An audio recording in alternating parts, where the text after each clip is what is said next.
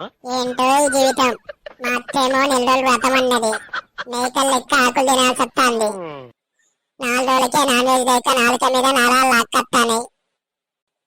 మా అత్త కూరగాయలు తేవడానికి పోయింది. ఎట్లాగో రావడానికి అర్ధగంట పడుతుంది. వచ్చేలోపు చికెన్ వండేసి టగరా తినేసి ఎక్కడికి తిన్నది అక్కడే కడిగి పెట్టేస్తే సరిపోద్ది.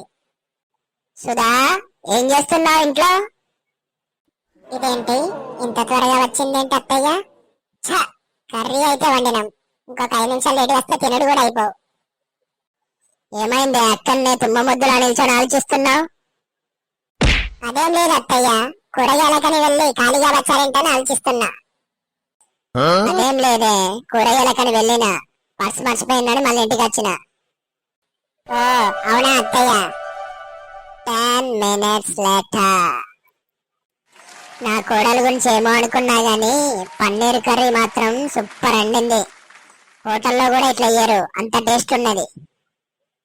సుధా, ఏం చేస్తాను? ఏం లేదు అత్తయ్య, ఇంట్లో పనులుంటే చేస్తున్నా. తిన్నావా నువ్వు? ఇంకా లేదత్తయ్య, తింటా.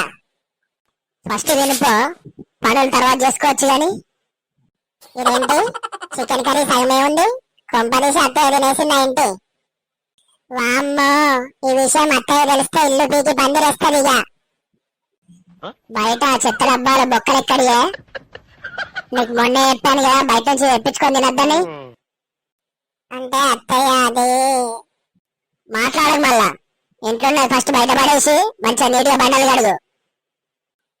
పడేయడానికి ఏం లేదు అత్తయ్య, మొత్తం మన ఇద్దరమే తినేసాం. మన ఇద్దరం తినడం ఏందే?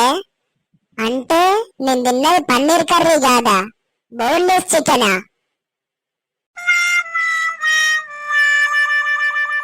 వీడియో నచ్చితే లైక్ చేసి సబ్స్క్రైబ్ చేసుకోండి గాయ్స్.